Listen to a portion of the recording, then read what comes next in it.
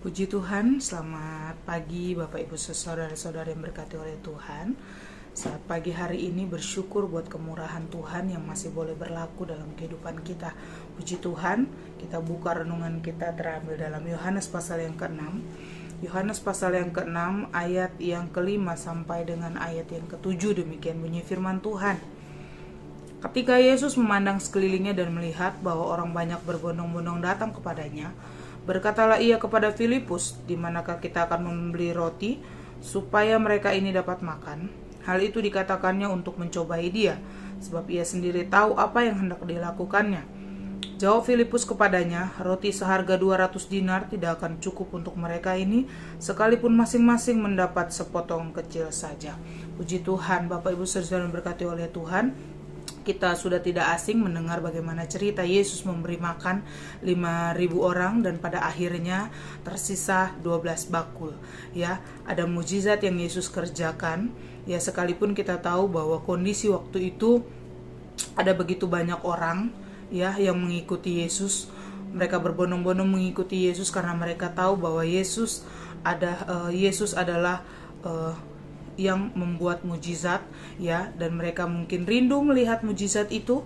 Mereka memilih untuk mengikuti Yesus. Tapi ya, dalam waktu mereka mengikuti Yesus, bukan semata-mata Tuhan Yesus tidak memperhatikan mereka, tetapi dalam Markus kalau kita baca di sana Yesus berbelas kasihan sehingga Yesus bukan hanya memperhatikan mereka secara jasmani, tapi sebelumnya Yesus memperhatikan mereka, justru Yesus mengajarkan mereka secara rohani, ya. Nah, menarik untuk kita boleh pelajari pada pagi hari ini. Bapak Ibu saudara yang berkati oleh Tuhan, di ayat yang ke-7 dikatakan bahwa jawab Filipus kepadanya, "Roti seharga 200 dinar tidak akan cukup untuk mereka ini, sekalipun masing-masing mendapat sepotong kecil saja." Ya, Bapak Ibu saudara yang berkati oleh Tuhan, waktu Yesus tahu ada begitu banyak orang yang mengikuti Yesus, Yesus mulai memikirkan ya bagaimana mereka yang pada saat itu mengikuti Yesus bisa makan. Dan Yesus berkata kepada Filipus di mana mereka dapat membeli roti. Dan apa yang menjadi jawaban daripada Filipus? Filipus katakan bahwa roti seharga 200 dinar tidak akan cukup, kalaupun dapat mungkin hanya kecil-kecil saja, ya. Tetapi tidak demikian. Akhir daripada cerita ini dikatakan bahwa justru mereka makan dengan kenyang. Setelah mereka makan dengan kenyang, Yesus menyuruh mereka untuk mengumpulkan dan terjadilah mujizat. Tersisa 12 bakul. Ya, Bapak Ibu saudara yang berkati oleh Tuhan, seringkali kita mengalami kondisi di mana ya mungkin terlihat itu hal yang kecil ya, dengan apa yang ada pada kita mungkin secara pikiran kita, secara manusia mungkin tidak akan cukup.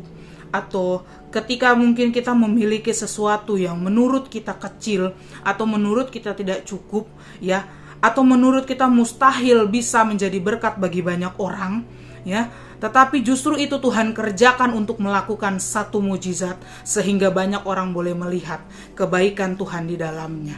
Ya, kita tahu bahwa apa yang terjadi ya dengan 5 roti dan 2 ikan ya, yang dari seorang anak kecil yang memiliki perbekalan. Pada waktu itu Andreas membawa anak kecil ini dengan 5 roti dan 2 ikan yang ada. Yesus ambil, lalu apa yang Yesus lakukan? Yesus mengangkat ya, Yesus mengangkat 5 roti dan 2 ikan. Dia mengucap syukur. Disitulah terjadi mujizat. Ya, dari 5 roti 2 ikan secara manusia itu tidak cukup untuk dimakan 5.000 orang. Bahkan 5.000 orang itu masih hanya laki-laki saja, belum termasuk perempuan, belum termasuk anak-anak. Ya, mungkin terlihat kecil, tetapi kalau kita percaya bahwa ada ya, ketika Yesus bersama-sama dengan kita, pasti bisa ya. Tangan Yesus yang mengerjakan sesuatu yang ajaib di luar daripada pikiran kita. Secara manusia tidak cukup, tetapi pada akhirnya itu cukup. Itu yang Yesus kerjakan. Yesus mau menunjukkan bahwa Yesus bisa melakukan apapun ya. Bagi Tuhan tidak ada yang mustahil. Mari kita percaya kepada Tuhan ya, di tengah-tengah situasi yang begitu sulit saat hari-hari ini Ya, di tengah situasi yang menakutkan, dengan apa yang kita lihat, dengan apa yang kita dengar, mari tetap percaya bahwa Yesus pemegang kendali dalam kehidupan kita. Kita boleh melihat kebaikan Tuhan. Mari kita bersatu dalam doa. Kami mengucap syukur Tuhan buat kebenaran firman-Mu yang kembali Tuhan kami dengar. Biar firman Tuhan boleh menjadi rema dalam kehidupan kami Tuhan. Kami tetap percaya kepada Tuhan. Terima kasih Bapa yang baik, memberkati setiap kami.